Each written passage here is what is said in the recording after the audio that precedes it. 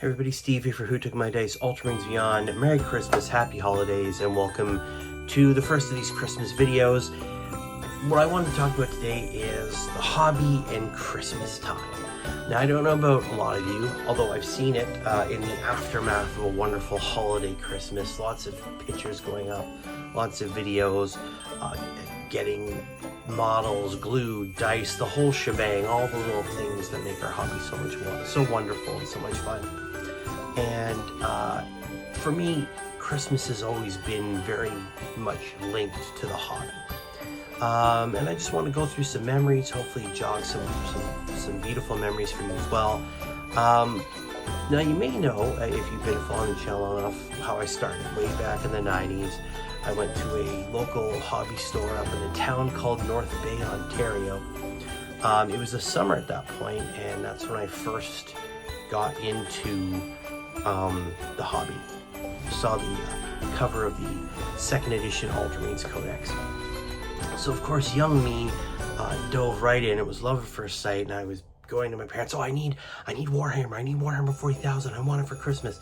Of course, this went right over my parents' heads, as a lot of stuff does now. My kids want, and so my first Christmas was a melange of different things. Very, very cool. And of course, only some of it had anything to do with Warhammer 40,000, right? Now, you can see my parents, why is there a Warhammer and why are there 40,000? I don't understand. You know, parents never understand, right? So for that very first Christmas, I received 4 things I specifically remember. One was a blister of 2 metal Chaos Beastmen with hand weapons and shields and the little bases. I never really understood those back then. Obviously, as time went on, I understood fantasy.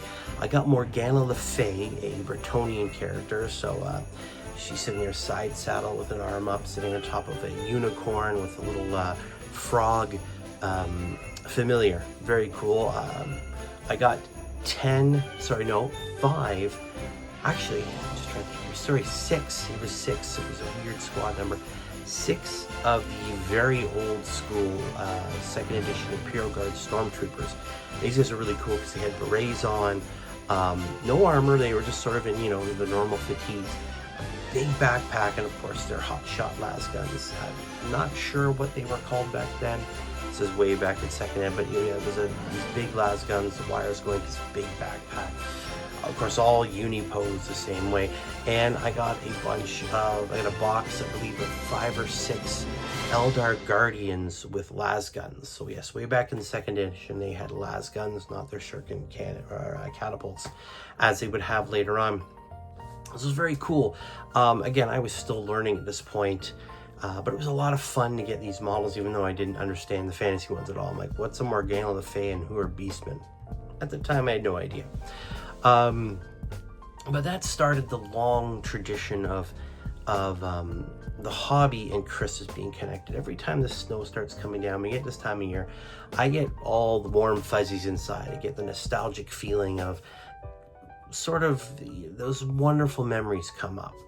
And that trend continued over the many Christmases. I've gotten paints and glues and dice and measuring tapes, army books, white dwarves. One that stood out to me a lot was the 4th edition starter set, the Battle for McCraig, which is probably my most favorite starter set ever, for my favorite edition ever. There was just something cool. It's such an important point for the Ultramarines, my army of choice, obviously. But it was just such a well put together set. Now, the model count is much lower than some of the army boxes we get today, obviously, but the way it was put together, the way it was presented, how the missions flowed, starting off with that poor Imperial pilot trying to get away from, first escape his shuttle, but also dodging spore mines, all the way to the full 10-man tactical unit taking on the Gene Stealers and Gaunts. And it was cool with that set also, they stretched it out. It was in the White Dwarf and also online, where they added in a Space Marine Captain, a Dreadnought, a Biovores for the Tyranids and Tyranid Warriors. So they finally had a big battle where he combined all this, the tactical squad, the captain, the Dreadnought, and of course all the Tyranid stuff. So it was one of my favorite editions. Of course, you also have the Crash Shuttle, which is still, I think, a lot of people's, right up there with some of their favorite terrain. But yeah, again, it was another amazing Christmas. I sat there after I got it, you open up, clipping it apart, putting the Marines together, painting them. Yeah, it gives you that warm, fuzzy feeling. It's always been like that. Whether it's books or, like I said, models, all the peripherals of the hobby. That's sort of when I've gotten along. Obviously, I've gotten stuff on my own outside of that holiday season, but that always was such a wonderful feeling when you got that. You opened up something hobby related, and of course around the Christmas season, it just there's something magical about it. Now that's something I love for you guys to put down below. What is your great memory of the Christmas season? What is that, and related to the hobby, that is, what was that one gift that stood out around Christmas because it was just, maybe you weren't expecting to get it, maybe you thought that your family or friends or what have you had forgotten, but then you pulled that wrapping paper over and there it was, or it came in a stocking, who knows. But I want you guys to at least let me know what was that thing, that hobby related thing that just, whenever this time of year comes around, gives you that warm, fuzzy feeling, the nostalgic, those beautiful memories. And with that, I hope everybody has a safe and happy Christmas, a happy New Year.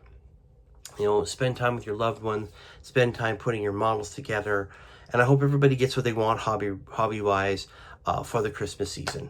I'll see you guys later. Keep rolling those dice. Bye.